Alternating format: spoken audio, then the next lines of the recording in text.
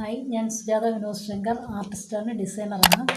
ഇന്ന് ഞാൻ നമുക്ക് ചെയ്യേണ്ടത് ഒരു മ്യൂറൽ പെയിൻറ്റിങ്ങിൻ്റെ നമ്മൾ ആ മ്യൂറൽ പെയിൻറ്റിങ് മുഴുവൻ അലങ്കാരമാണല്ലോ. അപ്പോൾ ഈ അലങ്കാരങ്ങളിലെ പ്രധാനമായും നമ്മൾ കൊണ്ടുപോകുന്ന ഒരു ഡിസൈനുണ്ട്, മണിമാല ഡിസൈൻ. അത് നിങ്ങൾക്ക് ഇനി എല്ലാ പെയിൻറ്റിങ്ങും പോയി നോക്കുമ്പോൾ ഒന്ന് നോക്കി നിൽക്കുക. അതിൽ മണിമാല ഡിസൈൻ എന്താണ്, എവിടെയൊക്കെയാണത് പോകുന്നത്, ഓരോ ഫിഗറിൻ്റെയും സൈഡിലൂടെയൊക്കെ ദേവന്മാരുടെയൊക്കെ ദേവിമാരുടെയും ഇങ്ങനെ വേർതിരിക്കാനൊക്കെ ഉപയോഗിക്കണ ഒരു സിമ്പിളാണ്, വളരെ സിമ്പിളാണ്. ഈ ഡിസൈൻ നമുക്കൊന്ന് നോക്കാം എങ്ങനെയാണ് ചെയ്യുന്നതെന്ന്. വളരെ സിമ്പിളാണ്. അപ്പം ഞാനതൊന്ന് കാണിക്കാം. ശരിക്കും പറഞ്ഞാൽ നമ്മൾ മലയാളത്തിൽ എഴുതുന്ന റാ പിന്നെ ഇന്നായാണ് ശരിക്കും ആണെന്നാണ് പറയുന്നത്. അതും ഇങ്ങനെ വരാനും പാടില്ല. ഇതാ നല്ല ഉരുണ്ട് ഇരിക്കണം. ഇങ്ങനെ വരണം. കണ്ടോ, ഇവിടെ വന്ന് നിർത്തും. ഇത് ശരിക്കും ഇങ്ങനെ റിപ്പീറ്റ് ചെയ്യുന്നതാണ് കാണിക്കുന്നത്. ഇവിടെ വന്ന് നിൽക്കും. ഒരേ അളവ് വേണം എന്നുവെച്ചാൽ ഒരുപോലെ ഇരിക്കണം. ഇത് പല ഷേപ്പാവരുത്. പിന്നെ വരയ്ക്കേണ്ടത് നമുക്ക് ഇങ്ങനെയുള്ള കുണ്ടലം പോലുള്ള ഡിസൈനുകളുണ്ട്. എന്നുവെച്ചാൽ നമുക്ക് ഒരു റൗണ്ട് ഇട്ടിട്ട് ഈ റൗണ്ടിനെ ചുറ്റി ഒരു റൗണ്ട് കൊടുക്കും. ഇവിടെ പക്ഷേ വേറെ കളറുകളൊന്നും പാടില്ല. ഇത് ബ്ലാക്ക് തന്നെ ആയിരിക്കണമെന്ന്, ബ്ലാക്ക് ആൻഡ് വൈറ്റ് തന്നെ ആയിരിക്കണം എന്ന് വിചാരിച്ച് നമ്മൾ ആദ്യം ബ്ലാക്ക് അങ്ങ് ഇടുകയല്ല ചെയ്യേണ്ടത്. ആദ്യം നമ്മൾ സ്കെച്ച് ചെയ്യുന്ന യെല്ലോ അതിട്ടിട്ട് പിന്നീട് അതിൻ്റെ പുറത്ത് ബേൺസിനെ ഇട്ട് കഴിഞ്ഞിട്ടാണ് ഈ ബ്ലാക്ക് ഇടേണ്ടത്. ബ്ലാക്ക് ഒരു ചിത്രത്തിനും ബ്ലാക്ക് നേരെ ഉപയോഗിക്കരുത്. ബ്ലാക്ക് നേരെ ഉപയോഗിച്ചാൽ ഒരു വളരെ അരോചകമാണ്. അതിനാണ് നമ്മൾ ഈ കറുപ്പിന് മഞ്ഞയോ ബേഡ്സിനെയോ ചേർത്തിട്ടേ അത് ആക്കാവൂ. അപ്പോൾ നമുക്കൊന്ന് നോക്കാം.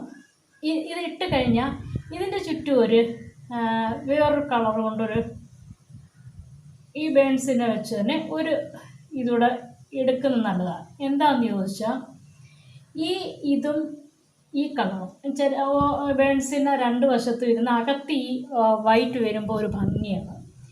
അതിന് മുകളിൽ നമുക്കിങ്ങനെ വരയ്ക്കാൻ അതേപോലെ ഇത് വരയ്ക്കുമ്പോൾ നമുക്ക് ഒരു സ്ട്രെയിറ്റ് ഒരു ലൈൻ ഇടണം. ഇതിപ്പം ഞാൻ 6 എടുക്കുകയെന്ന് വിചാരിച്ചു. ഇവിടുന്ന് ഇവിടെ വരെ 6 ഇഞ്ച് എടുത്തു. ഞാനിപ്പോൾ കാണിക്കാൻ വേണ്ടി 6 ഇഞ്ച് എടുത്തു. അപ്പോൾ നമ്മൾ അതിൻ്റെ സെൻറ്റർ പോയിൻ്റ് നോക്കിയിട്ട് വേണം ഇത് ചെയ്യാൻ. ആദ്യം തുടക്കം അങ്ങനെ ആയിരിക്കണം. ഇത് ഇങ്ങനെ വരും, ഇങ്ങനെ ഇനി ഇത് നമ്മൾ ക്യാൻവാസിൽ വരയ്ക്കുമ്പോൾ നമുക്കല്ലാതെ റൗണ്ട് ചെയ്തങ്ങ് പോകാം. പക്ഷേ എന്നാലും ക്ഷേത്രങ്ങളൊക്കെ വരയ്ക്കുമ്പോൾ വലിയൊരു ഇതൊക്കെയാണ് വരയ്ക്കേണ്ടതെങ്കിൽ ഈ അളവ് തെറ്റായിരിക്കുന്ന നല്ലത്. ഇത് താലപ്രമാണം വെച്ചുള്ള ഒരു അളവുണ്ട്. ഇത് ഏകദേശം നമുക്കിതൊന്ന് വരച്ച് പഠിക്കാൻ വേണ്ടി ഇതിപ്പോൾ ഇങ്ങനെ അങ്ങ് വരയ്ക്കാം. അതേപോലെ ഇത് ഈ പൂ ഇങ്ങനെ ചെയ്യുന്നതിന് ഒരു ഇതുകൂടുണ്ട്. ദേ ഇങ്ങനെ. ഇപ്പോൾ നമ്മുടെ ഒരു സമയം നമ്മൾ അറിയാമല്ലോ, ക്ലോക്ക് നോക്കുന്നത് 12:06 അത് നോക്കിയാൽ മതി.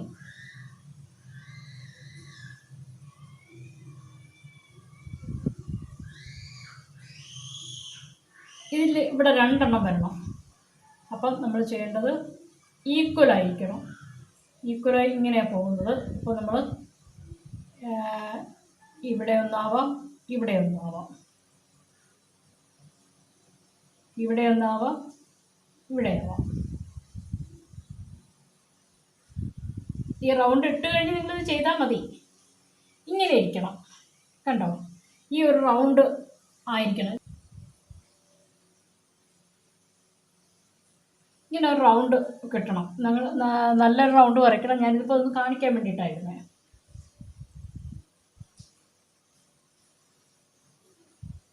പിന്നെ എനിക്ക് ഈ പ്രതലത്തിൽ എനിക്കൊരു എൻ്റെ കൈ ഇങ്ങനെ ഒഴുകി പോവുകയാണ്. ഇവിടെയാണ് നമ്മൾ മാർക്ക് ചെയ്തേക്കുന്നത്.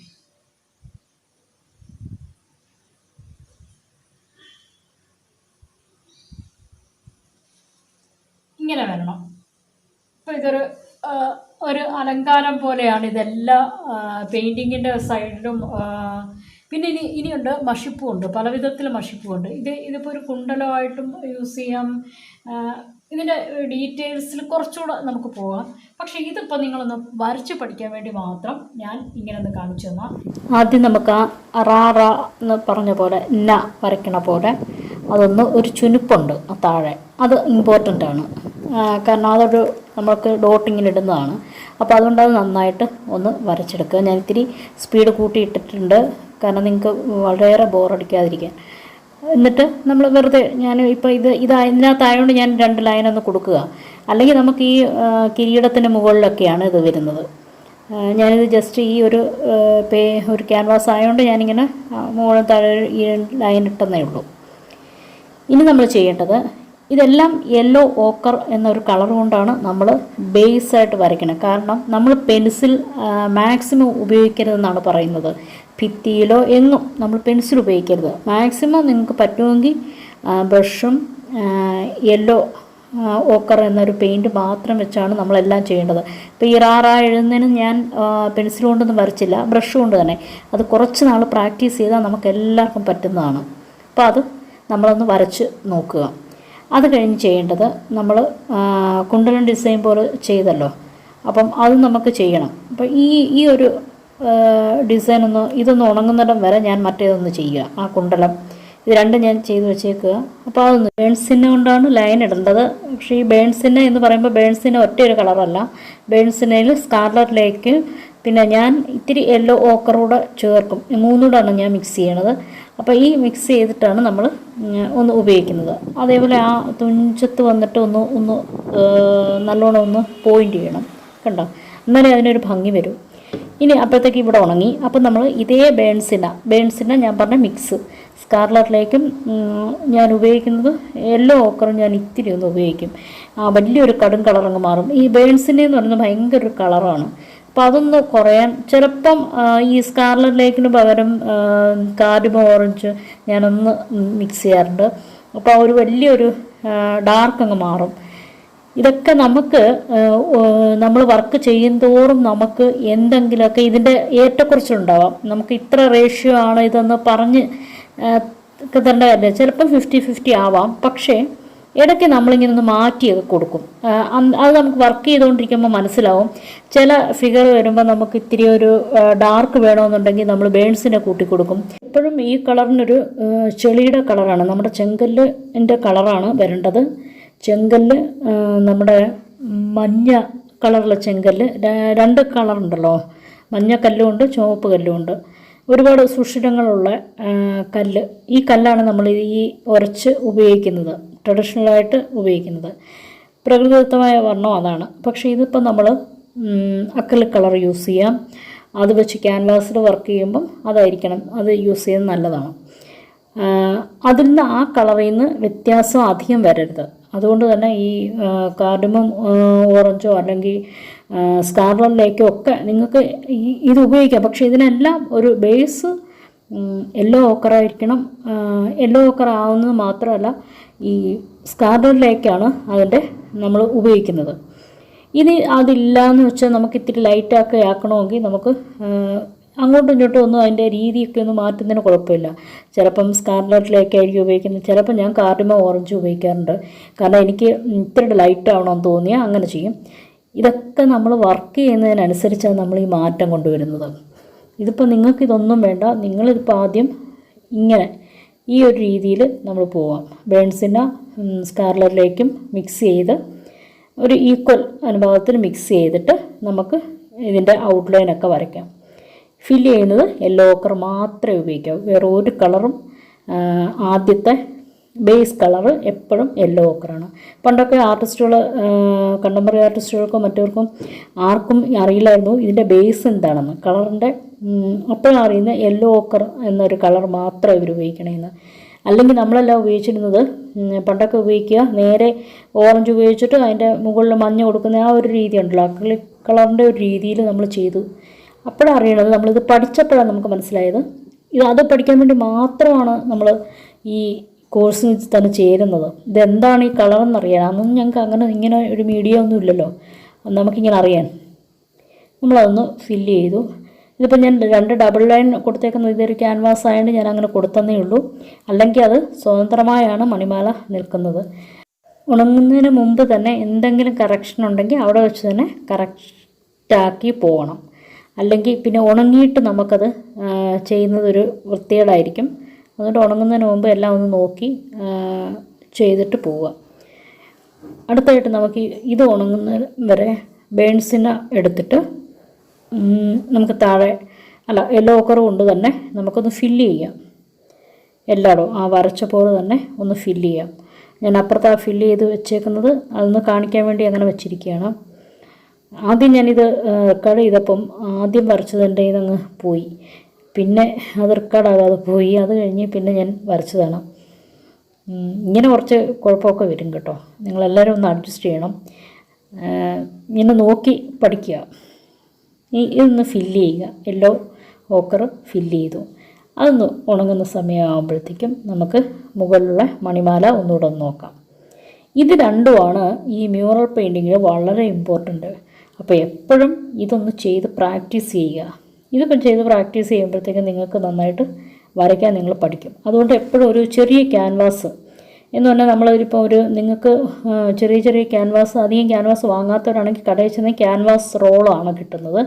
അത് നിങ്ങൾക്ക് വലുതൊന്നും വാങ്ങണ്ട, 1 മീറ്റർ ക്യാൻവാസ് വാങ്ങുക. കാരണം ബാക്കി ഇനിയുള്ള പോർഷൻ പഠിക്കാൻ 1 മീറ്റർ വേണം. കാരണം നമ്മൾ ഇനി അടുത്ത ഓരോ സ്റ്റെപ്പായിട്ടാണ് പഠിക്കുന്നത്. അപ്പോൾ ചെറുതായിട്ട് നിങ്ങൾ വരച്ച് വെക്കുക. ഈ വീഡിയോ എനിക്കിത്തിരി സ്പീഡിനാക്കാൻ പറ്റില്ല. കാരണം എന്താണെന്ന് വെച്ചാൽ സ്പീഡിനാക്കിയ ഉടനെ പിന്നെ കാണാൻ പറ്റാതാവണുണ്ട്, സ്പ്ലിറ്റ് ചെയ്യാനും പറ്റണില്ല. അതുകൊണ്ട് ഞാനിത് ഇത്തിരി നേരം നിങ്ങളൊന്ന് കണ്ട് ബോറടിച്ചാലും ഇത്തിരി നേരം കണ്ടു നോക്കുക.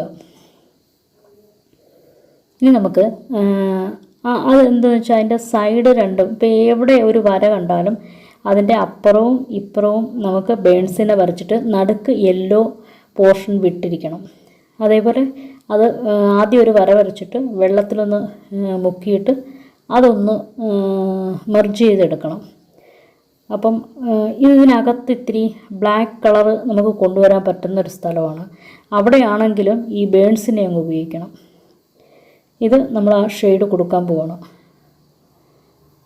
ഞാൻ ഇത്തിരി വെള്ളം ഇത്തിരി ഒന്ന് കൂടിയിട്ടുണ്ട് കേട്ടോ. ഞാൻ അറിയാണ്ട് ഇത്തിരി വെള്ളം കൂടിയിട്ടുണ്ട് എന്നെനിക്ക് തോന്നി. പിന്നെ ഞാൻ രണ്ടാമത് വരച്ചു, പക്ഷേ അതിൻ്റെ വീഡിയോ എടുത്തതും പോയി. ഇങ്ങനെ വീഡിയോ എടുക്കുന്നതിലൊക്കെ ഇത്തിരി കുഴപ്പമൊക്കെ വരുന്നുണ്ട് എനിക്ക്.